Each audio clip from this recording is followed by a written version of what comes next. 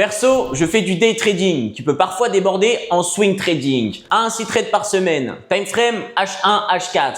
Et j'ai aussi fait une vidéo complète sur le scalping en M1 avec les kill zones. Alors pourquoi je ne scalpe pas moi-même au quotidien si j'ai une méthode de scalping qui fonctionne? Et pourquoi je ne suis pas 100% swing trading alors que les ratios sont meilleurs? C'est la question que vous me posez le plus souvent. Pierre, je débute, je commence par quoi? Et la réponse n'est pas celle que tu crois. Parce que le meilleur style de trading, c'est pas le plus rentable, c'est celui qui te correspond le mieux. Dans cette vidéo, on passe les 3 styles au complet, ce que chacun demande vraiment, les avantages, les pièges et comment choisir en fonction de ta situation. Si tu veux savoir comment j'applique mon style au quotidien, rejoins mon Telegram gratuit, le lien est dans la description. C'est parti! Le scalping. Le scalping, c'est trader les petits mouvements sur les petites time frames. S30, M1. Tu entres, tu sors. La position dure quelques secondes, voire quelques minutes maximum. Tu vises des mouvements de 5 à 15 pips et tu répètes ça plusieurs fois par session. Pour que le scalping fonctionne, tu dois trader pendant les bonnes fenêtres, ce qu'on appelle les kill zones. London Open entre 8h30 et 10h30 de Paris, New York Open entre 14h30 et 16h30. C'est là que les liquidités sont présentes et que les mouvements directionnels se produisent. En dehors de ces fenêtres, le M1, c'est du bruit pur. Les avantages du scalping. Le risk-reward peut être excellent avec un stop de 3 à 5 pips et un ratio de 1 pour 3, 1 pour 5. Un seul trade peut te rapporter beaucoup par rapport à ce que tu risques. Le résultat est immédiat. Tu sais en quelques minutes si ton trade fonctionne. Et tu ne gardes rien en overnight, donc pas de surprise pendant que tu dors. Pour le scalping, la cascade des time frames que j'utilise, c'est H4 pour la tendance, M15 pour le biais et les filtres et M1 pour l'entrée. Les 3 doivent être alignés. Si tu sautes le M15 et que tu passes directement du H4 au M1, tu vas te faire sortir sur des corrections que tu aurais pu éviter. Maintenant, ce qu'il faut savoir, le scalping est le style le plus exigeant. Tu dois être concentré 100% pendant toute ta session. Une distraction de 30 secondes et tu rates ton entrée ou tu gères pas ta position à temps. Tu es collé à l'écran pendant 2 à 4 heures d'affilée.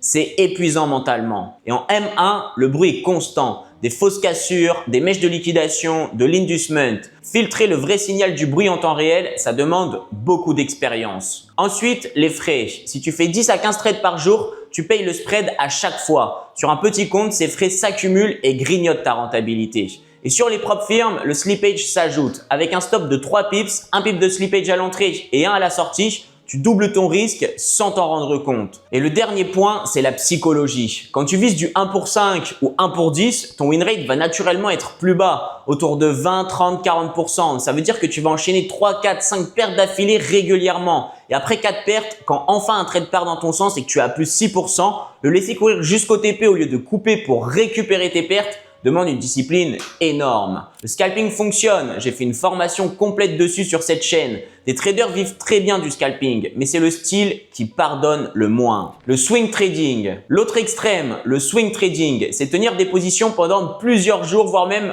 plusieurs semaines. Time frame, H4, daily, parfois weekly. Tu vises des mouvements de 100, 200, parfois 500 pips sur une seule position. Les avantages. Tu n'as pas besoin d'être devant ton écran toute la journée. 20 à 30 minutes le soir pour analyser, poser tes alertes, c'est suffisant. C'est le style le plus compatible avec un job, des études ou tout simplement une vie en dehors du trading. Les ratios sont souvent excellents. 1 pour 4, 1 pour 5, parfois 1 pour 10, voire plus, parce que les mouvements daily sont grands et que ton stop est basé sur la structure, pas sur le bruit. Et la fréquence de trade est basse, 1 à 3 trades par semaine maximum. Chaque décision est réfléchie, posée. Moins de trades, c'est aussi moins d'erreurs émotionnelles. Si tu fais du swing, tu as besoin de plus d'actifs. Sur un seul actif en swing, tu peux passer une semaine entière sans setup valable. Avec 5 à 10 actifs, tu trouves au moins 1 ou 2 opportunités par semaine. Et maintenant les limites. Le risque overnight. Tu dors avec ta position ouverte. Un événement géopolitique, une annonce surprise et le marché ouvre avec un gap contre toi. Ton stop est touché avant que tu te réveilles. Et pendant les périodes de tension comme la guerre au Moyen-Orient, ce risque augmente considérablement. L'autre limite, et c'est la vraie, la patience. Ton trade peut mettre 5 jours à atteindre ton TP. Pendant ces 5 jours, le prix va monter, descendre, te mettre en drawdown, remonter, redescendre. Si tu ne supportes pas de voir ta position en négatif pendant 24-48 heures, le swing trading va te détruire psychologiquement. Tu vas finir par couper tes trades trop tôt, modifier ton stop ou ouvrir des positions supplémentaires par ennui. Et les opportunités sont rares. Si tu es du genre à vouloir trader tous les jours, tu vas forcer des entrées qui n'existent pas. Le swing demande d'accepter que certaines semaines, tu ne fasses rien du tout. Le day trading. Le day trading se situe entre les deux. Tu ouvres et tu fermes tes positions dans la même journée. Time frame H1, H4 pour l'analyse, M15, M30 pour le biais et M5 pour l'entrée. C'est le style que j'utilise le plus souvent. Je prends 1 à 6 trades par semaine. Pas par jour. Je vise des ratios de 1 pour 2 à 1 pour 4 selon la zone. 1% de risque par trade en propre firme et entre 2 à 5% de risque par trade en fonds propres. Toujours. Pourquoi j'ai choisi ce style? Eh bien, dans un premier temps, parce que tu as le temps de réfléchir. Une bougie H1 se forme en 1 heure. Tu as le temps de vérifier ta structure, tracer ton Fibonacci, chercher tes confluences. Donc, pas de panique, les décisions sont posées. Ensuite, les structures sont claires. Sur le H4, le bruit du M1 disparaît. Tu vois la vraie tendance, les vrais niveaux, les vrais BOS. Pas les faux signaux qui te font douter toutes les 30 secondes. Pas de risque overnight non plus. Comme le scalping, tu fermes tout et tu dors tranquille. Et ma routine concrète, 30 minutes à 1 heure le matin pour analyser en H4 et poser mes zones. Je mets des alertes sur TradingView, puis je vis ma journée. Quand une alerte sonne, je reviens. 5 minutes d'analyse, je vérifie mes confirmations. Si tout est aligné, j'entre en position. Je suis devant le graphique aussi, souvent entre 15h30 et 17h30, soit le chevauchement de London et New York. C'est là qu'il y a de belles opportunités en day trading. Et le soir, environ 10-15 minutes de revue dans mon journal de trading.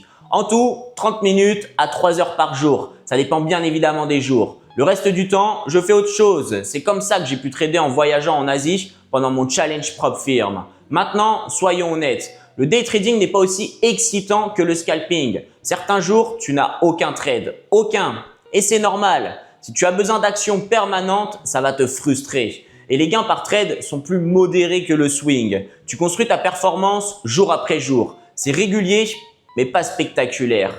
Et d'ailleurs, si tu veux voir mes zones et mes setups day trading en temps réel, tout est sur mon canal Telegram gratuit, le lien est dans la description. Comment choisir? Oublie la rentabilité. Les 3 styles peuvent être rentables. La rentabilité dépend de ta discipline et de ta stratégie, pas du style de trading. Ce qui compte, ce sont ces 3 choses. En premier, le temps que tu as. Le scalping te demande 2 à 4 heures de concentration pure par session, collé à l'écran. Le day trading demande 30 minutes à 3 heures par jour réparties dans la journée. Le swing, 20 minutes max par jour. Si tu travailles ou tu étudies à côté, le scalping, c'est quasiment impossible à tenir. Le day trading et le swing sont compatibles avec une autre activité.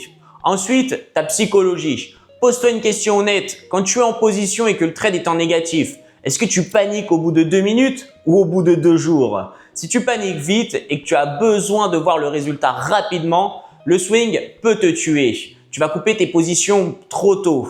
Si tu ne supportes pas d'attendre et que tu veux de l'action, alors le scalping ou le day trading sont faits pour toi. Si tu es naturellement patient et que tu préfères analyser longtemps avant d'agir, alors va faire du swing. Et enfin, ton capital de trading. Avec un petit compte, le scalping est intéressant car petit stop loss, donc tu peux correctement manager ton risque. Par contre, attention aux frais qui peuvent grignoter tes gains. Le day trading fonctionne bien sur tous les comptes, petits ou gros. Et concernant le swing, attention à l'actif tradé si le capital est petit. Je m'explique. Souvent en swing, les stop loss sont plus larges. Donc si tu as seulement quelques centaines d'euros de capital et que tu trades l'or par exemple en swing, alors il te sera probablement impossible de gérer ton risque correctement car la valeur des pips sur l'or est très élevée. Autre petite chose à savoir concernant le swing, si tu as un petit capital, eh bien c'est que les gains en euros seront faibles par rapport au temps passé en position, ce qui peut potentiellement être démotivant. Mon conseil, si tu débutes et que tu ne sais pas du tout,